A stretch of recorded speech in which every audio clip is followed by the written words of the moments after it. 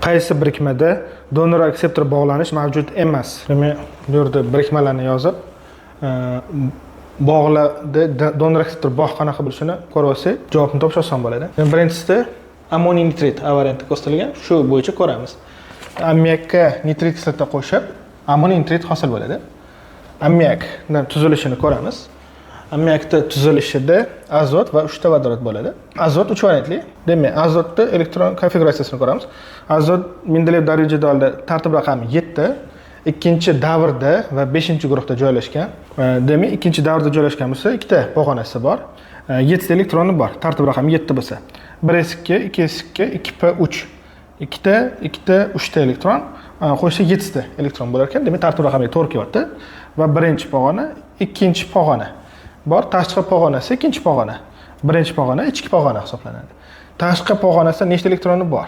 2s2 2 ta, 2p3 3 ta. Qo'shsa 5 ta elektroni bor. Demak, azot tashqi pog'onasida 5 ta elektroni bor ekan. Azot 5-guruhda joylashgan, demak, to'g'ri keladi. 5-guruhda joylashgan va tashqi pog'onasida 5 ta elektroni bor. 2s2 bitta juft, 2p3 3 ta toq elektroni bor. Mana shu 3 ta toq elektron hisobiga mana bog' hosil qilyapti. Ya'ni bog' qanaqa hosil bo'ladi? Vodorod va azot o'rtasida bitta azot, bitta vodorod. Ya'ni har bir atom bitta elektron beradi. Shu hisobiga bog' hosil bo'ladi. Bu yerda bitta azot, bitta vodorod elektron o'rtaga qo'yib bog' hosil bo'ladi. Bu yerda azot va vodorod. Bu yerda azot umumiy 3 ta elektron hisobiga bog' hosil qilyapti. Vodorod 1s1 o'zi bitta elektroni bor. Har biri shu o'zini bitta elektroni hisobiga bog' hosil qilishda qatnashyapti. Va azot 2s2 elektroni, tashqi pog'onasi juft elektroni bog' hosil qilishda qatnashmayapti hozircha ammiakda. Nitrit kislota kislotalarda odatda vodorod H+ bo'lib chiqadi va kislota qoldig'i manfiy bo'lib chiqadi. Ya'ni NO2 manfiy bo'lib chiqadi. Suvga solganda dissotsiyalanib, plyus zaryadlanadi va manfiy zaryadlanadi. Ya'ni ion bog'ga aylanadi. Bu degani ion bog'da juft elektron, xuddi kovalent bog'ga o'xshab hosil bo'ladi. Ya'ni vodorod bitta elektronni, kislorod bitta elektron hisobiga bog' hosil bo'ladi va nisbiy elektron manfiyligi baland bo'lgan element, bu yerda kislorod o'ziga juft elektronni shu juft elektron tortib oladi. Ya'ni mana bu juft elektronni bittasi o'zi kislorodniki edi, shundoq ham bittasi vodorodniki edi. Shu bog' hosil qilyotdi, shu tortib oldi o'ziga. Va manfiy zaryadlanib qoldi. Elektron manfiy zaryadlangan, shuning uchun manfiy bo'lib qoladi.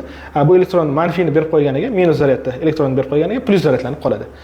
Vodorod kationi bo'ladi. H+. Mana vodorodda bitta elektron bo'lsa, shuni berib qo'ygan uchun 1s0 bo'ladi. Elektron bo'lmaydi. Bo'sh orbitali bor, bo'sh atakchasi, ammo elektroni yo'q. Endi shu ammiakka vodorod ioni keladi. Juft elektroniga keladi. Mana vodorod keldi. Va mana bu juft elektron azotga, vodorodga emas. Chunki vodorodda elektroni yo'q edi. 1s0. Faqat bo'sh orbitali bor edi. Demak, donor juft elektronni beradi. Juft elektron bergani donor hisoblanadi. Donordan akseptorga qarab strelka ko'rsatiladi. Bu yerda juft elektron azotga, vodorod faqat bo'sh orbitali hisobiga hosil bo'ladi. Ammoniy kationi bo'ladi, plyus zaryadlanadi. Mana bu plyus zaryad umumiyga o'tadi. Mana umumiyga o'tdi. Ammoniy kationi bo'ladi, shuning uchun ham. Ammoniy kationida donor akseptor bog' обязательно, albatta bo'ladi. Ammoniy nitrit, mana o'sha nitrit anion bo'lib tuz ko'rinishga aylanadi. Demak, bu yerda donor akseptor bog' mavjud ammoniy nitritda. Donor akseptor bog' bo'lmaganini olishimiz kerak edi, shuning uchun A javob bo'lmaydi. Endi B javobni ko'ramiz, D javoblarini ko'ramiz. Birinchi D javobni ko'ringlar, bu ham ammoniy. Shuning uchun D javobda demak ammiakka suv qo'shilyapti va ammoniy gidroksid bo'lyapti. Ya'ni suvni qanaqa tasavvur qilamiz? HOH, mana H2O. HOH.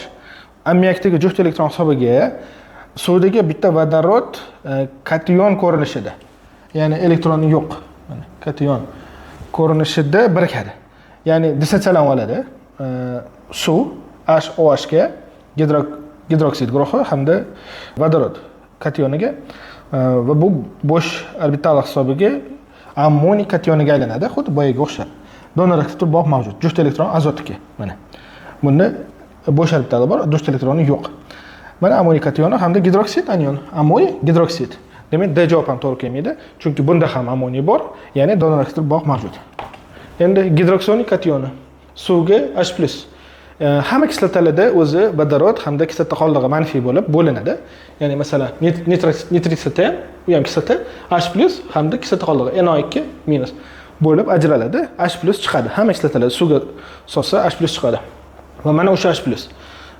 H+ qanchadir suv bilan qo'shilib H3O plusga aylanadi. Ya'ni suvga birikib oladi.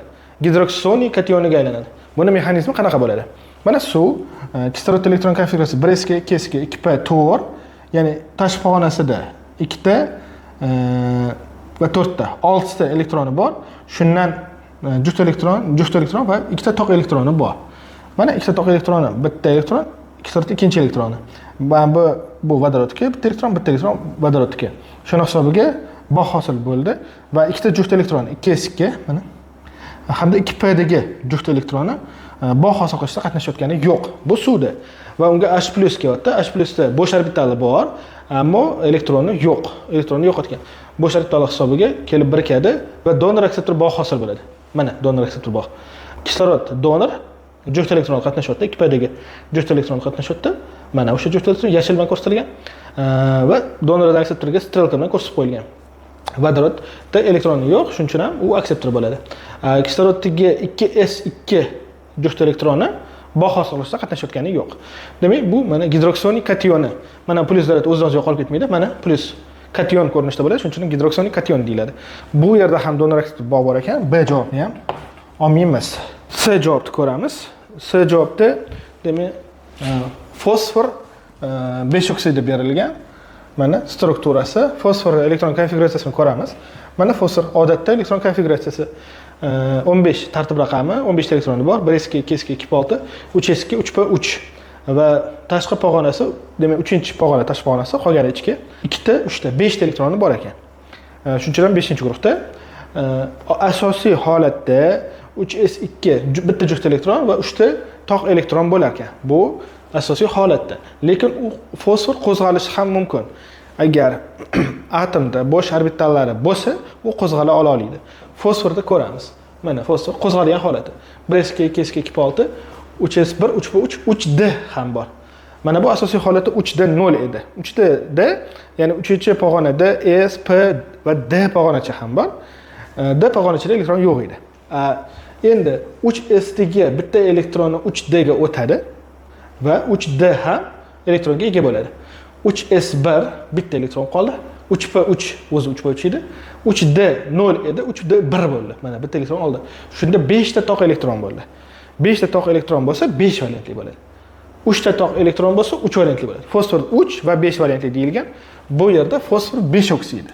Fosfor 5 oksidi bo'lgani uchun 5 valentli bo'lishi kerak. Demak, qo'zg'algan holati 5 ta toq elektron bo'lib 5 valentli bo'ladi.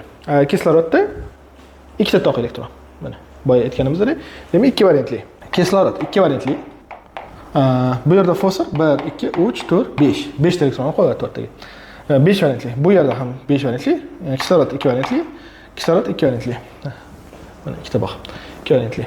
Elektronlar qanaqa? Masalan, mana bu bog'da kislorod bitta elektron qo'yadi, fosfor bitta elektron qo'yadi. Mana juft elektron. Kislorod bitta elektron qo'yadi, fosfor bitta elektron qo'yadi. Mana juft. Mana kislorod 2 valentli. Bitta elektron, mana ikkinchi elektron. Ikkita bog' hisobi. Fosfor 5 valentli.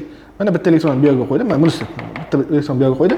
Bu yerda mana juft elektron, mana juft elektron, ya'ni bittasi kislorod, fosfor 2. Bu yerda ham juft elektron. Bu yerda ham juft elektron. Bittasi fosfor 2. Shunda 1, 2, 3, 4, 5. Har bir bog'da juft elektron bo'lib, bittasi fosfor, bittasi masalan bu kislorodga. Bu yerda ham shunaqa bo'lgani uchun bog'lar soniga teng bo'lib qolyapti elektronlar soni. Fosfor demak 5 valentli, 5 ta elektron qatnashyapti. 5 ta toq elektron. Bular hammasi kovalent bog'. Bu yerda donor akseptor bog' yo'q. Donor akseptor qoidalari bajarilmayapti. Ya'ni juftligicha qatnashib donor akseptor bog' hosil bo'layotgani yo'q. Shuning uchun ham demak bu yerda fosfor 5 oksidida faqat kovalent bog', donor akseptor bog' mavjud emas. To'g'ri javob C varianti.